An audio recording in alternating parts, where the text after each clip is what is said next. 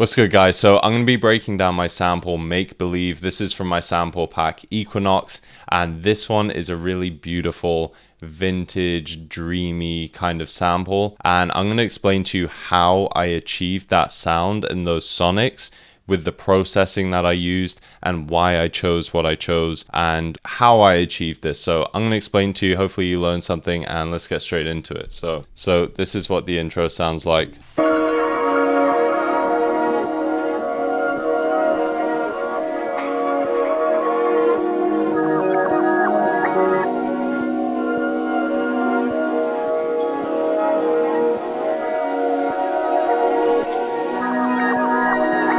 And it's just such a beautiful, dreamy build up into what's gonna just hit you in the next bit. So to start with, this is actually quite a simple sample, and so much of it just came down to the processing and the textures that I used. So first I started by using this preset called Right Left, and it's in Key Major's analog lab bank called Onyx V2.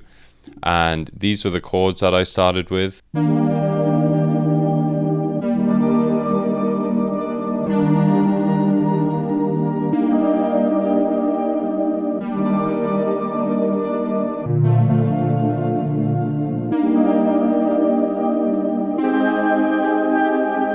So this is using multi-keys, as you can hear, which is very common now in analog lab banks. So what that means is that each note triggers like 4 different sounds. So it goes through a cycle of 4 different sounds or one-shots when that same note hits. The main thing is really variation. So you're getting a lot of variation even by playing the same notes or same chords. One note won't sound the same on the next. For example, these first 2 chords are identical, but listen to the difference. So as you can tell, it's just such a hack for getting beautiful textures in your melodies. And what I did was I bounced that out and then I chopped it up, and I basically just reversed each quarter and I added a bunch of processing. I'll play it without any of the processing.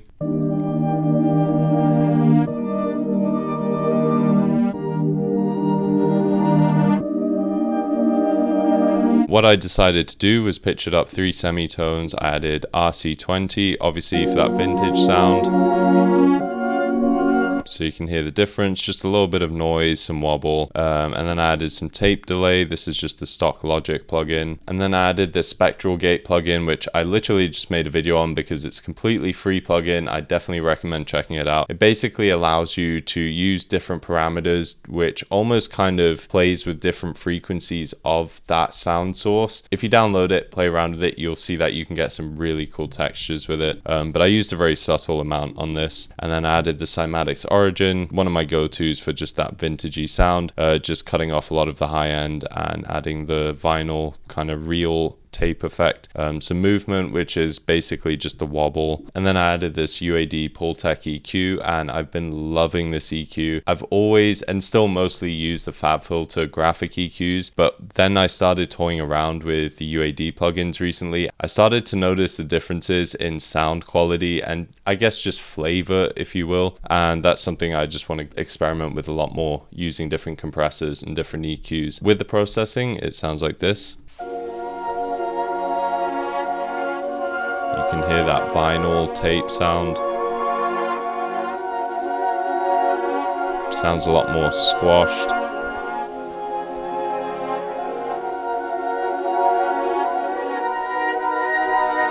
And that tape delay is just helping it kind of carry over each sort of quarter chop rather than without it again.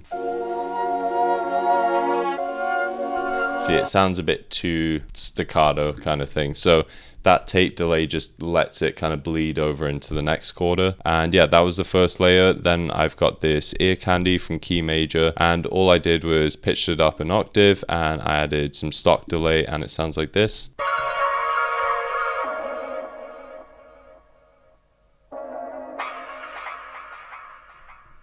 Just some ear candy, some background textures. And I've got another ear candy, which is also from Key Major, and I added the spectral gate plugin, which here you can really hear the difference. So this is the original texture. I probably time stretched this, and this is without any plugins, not being reversed.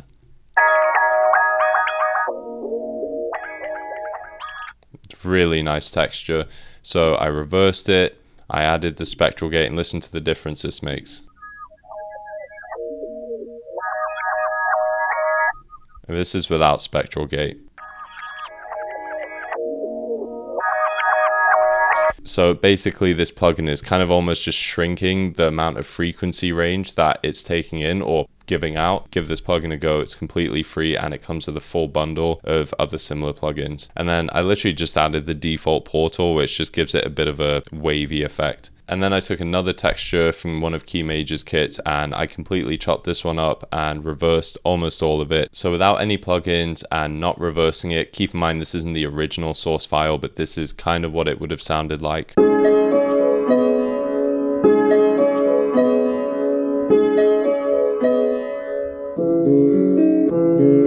So I just took this piano texture and I chopped it up, I reversed it, I sound shifted it up to just so it matches the project. I added the UAD Rev A compressor. I've really been loving these compressors. Like I said, I added the Logic stock delay and I added some Valhalla Supermassive reverb, which just on 11% mix, so it's not too much, but enough to kind of make it sound a bit bigger. And then I've got some EQ, just cutting out the highs, cutting out the lows. And then I've just got my classic Portal 4th shape pan preset. If you've watched my other videos, you'll know I love this preset. It just gives it this kind of staccato chop texture every quarter note, every fourth. So yeah, this is what it sounds like.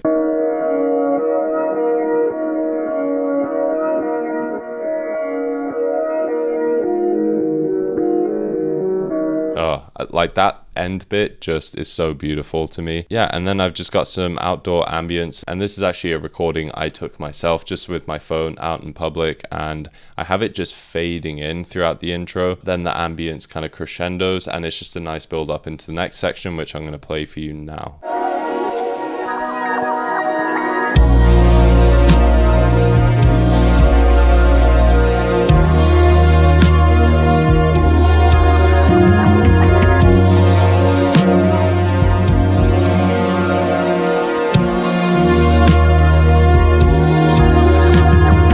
So it has such a cool kind of vintage, maybe soul, just that old retro style sound to it. It's not been often that I've created things that had this kind of sonic to them, so I'm definitely looking forward to experimenting with this sound more. And so the first layer is that starting melody, which I just chopped up and reversed. So again, it sounds like this, now not being reversed and with these same plugins.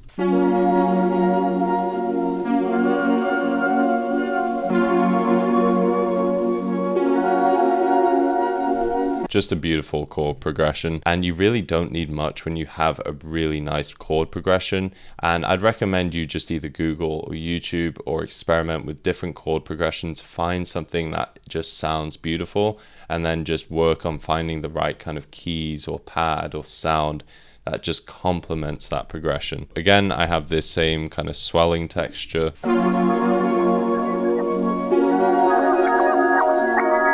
And then same with these.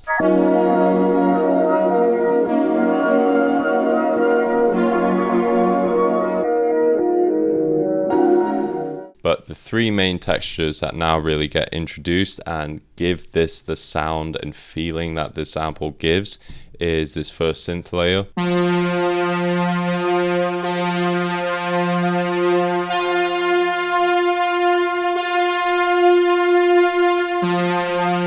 And this synth, which I've just been using so much recently, is the IW Jupiter Synth Brass 4 from the Ingo Widener preset bank. And Diva is just amazing for finding these great synth sounds. And I added Fab Filter's Saturn, which just gave it some distortion. I added a lot of reverb on this, as you can see, almost a 60% mix. I made sure to cut out the lows. Most reverbs have an EQ on them, and it's important when you have things like a bass playing that you don't have the low end of that reverb just muddying up into the bass. So trying to kind of compartmentalize and separate sounds will just help you achieve a cleaner mix. So, and then obviously made sure to add more EQ. So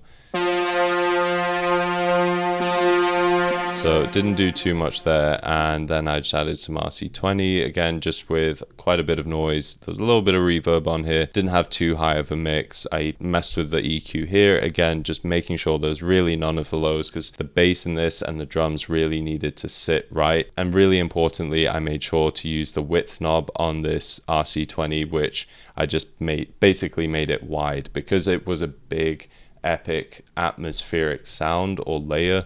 I wanted it to sound large and reverbed and washy and dreamy, so that was the sound I was going for. And then to complement that, I just added some delay, not too much. I brought the mix down and again just cut out some of the lows on the delay. And so this was the pattern that I played. Super simple.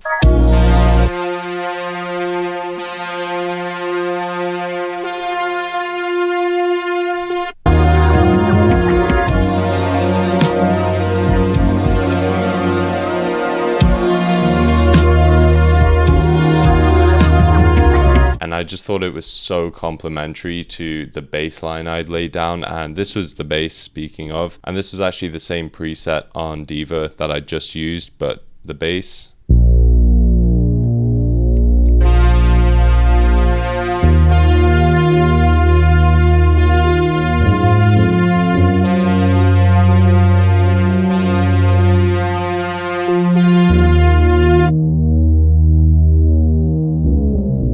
Very simple sounding bass line, and again just had some of the FabFilter Saturn for just a bit of saturation. I made sure to add some multi-band compressor, which I can't stress enough how game-changing multi-band compression has been for me, and just trying to achieve cleaner mixes, because as you can see, I'm boosting where other things aren't and I'm ducking where other things are. So this is giving everything its own space, and this will also help you achieve a cleaner sound when you're going for a loud mix or master at the end. Final layer in this section is the drum break, and this was from AYN Sounds or AIN Sounds. I love their content and their kits, they're amazing.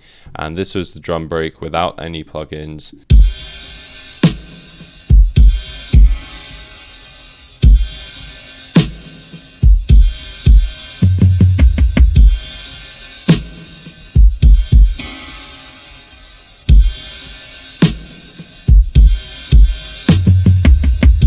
And with this drum break, I time stretched it to slow it down a fair bit. So as you can see, it's 64 beats per minute, which I would have made to 128. This project is in 106. So I did time stretch it and slow it quite a bit, which also just already gives it this kind of slow down, dreamy sound. So just remember, you can achieve that kind of sonic, that kind of dreamy retro sound, even just through time stretching your samples. And all I added was the EQ compressor and added the multi-band compression. Now, really importantly, you can see how this is pretty much the opposite to the synth bass. Because I know that the synth bass is boosted and taking up a lot of this frequency here, around the kind of 70 to 100, this is where I'm ducking the kick drum and I'm boosting the highs more around like the 200-300 mark.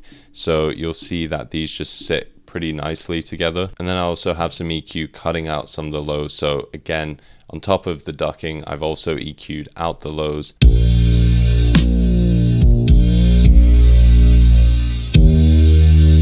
So now the drums, especially that kick drum and the synth bass, can sit very nicely together. And then on top of that, I've added the DH flanger, which again is another free plugin I use a lot and I've spoken about in my recent video. And even though I put quite a low mix on this, but I just love the flanger for the flanger kind of swooshy plain sound that you get, and also just widening it with the width knob. So, and then I've just added RC20 with a higher mix and just bring the noise and the width again. So, and this is what it sounds like transitioning into the next section.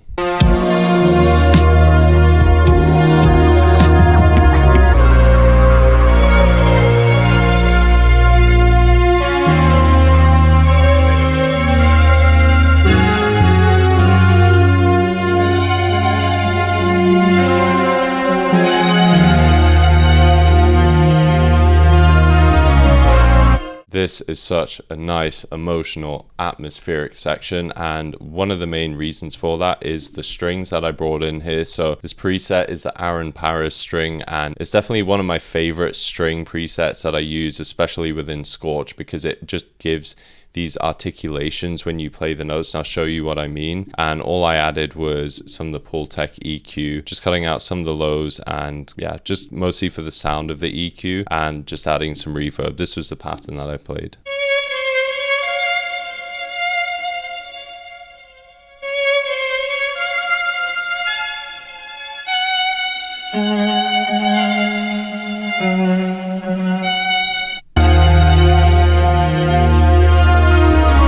So you heard that the strings are kind of moving, and it's as if someone's like really playing on it rather than just holding one static note. So that's what I really love about this preset and why I find myself using it a lot. So with the strings, I added this UAD AE compressor, and I added the multiband compressor, doing the same boosting and ducking where other instruments are playing and where they aren't.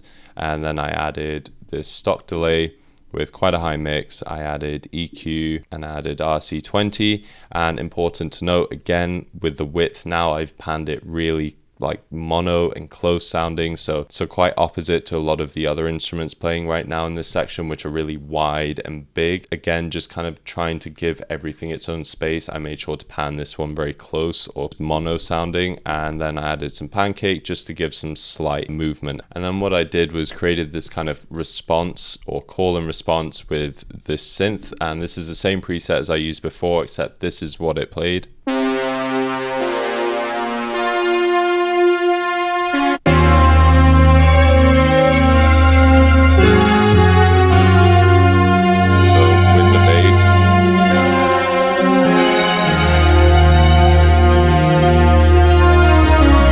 So as you heard, a lot of these notes are complementing and copying what the bass is doing, and that just helps create a kind of unison and just emphasizing those runs. And I bounced that out. I added some multi-band compression, again, just ducking some of those lows where the bass is, added some of the EQ, cutting out some of the lows, and more EQ, just making sure I cut out the lows. So when in doubt, just use multiple EQs if you need to. And then all I did was just copy and paste that layer over to this preset called Micro X, and this is by Mosley Bro, and it sounds like this.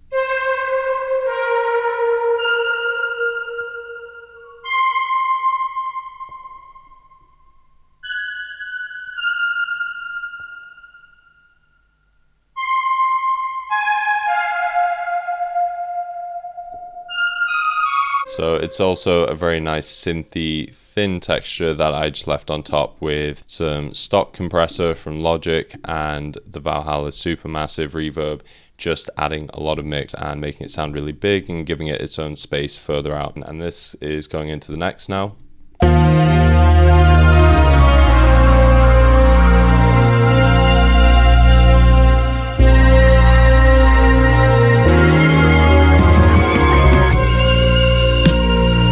God, I love that drum fill. Sorry, let me go back to that.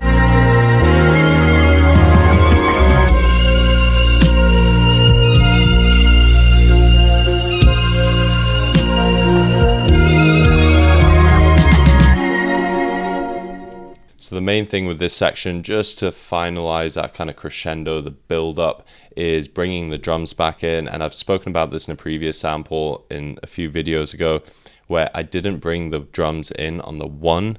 As you heard, it kind of just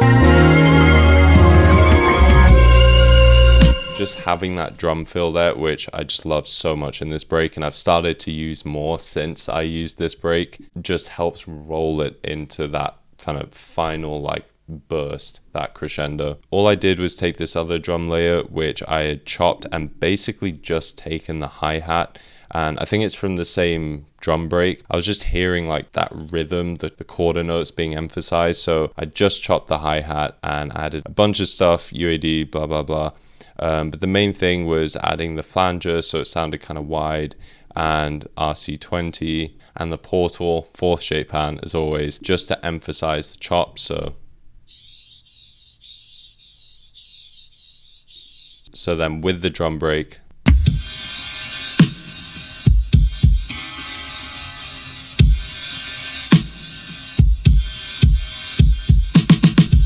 and you can see I've just chopped up the drum break, and I would definitely recommend experimenting with the breaks and samples you use and chopping them. I want to make a whole video about chopping samples, but it's just a really good way to have some variation in your samples and not have everything feel very, very repetitive. It's always good to have repetition in your samples, but just having some variation, you know, if it's the exact same drum fill every like 4, 8, 16 bars, it just gets a bit boring. So yeah, just adding some variation. So aside from the drums, the percussion, it's the same as the last section except the pattern just changed, and that was this one.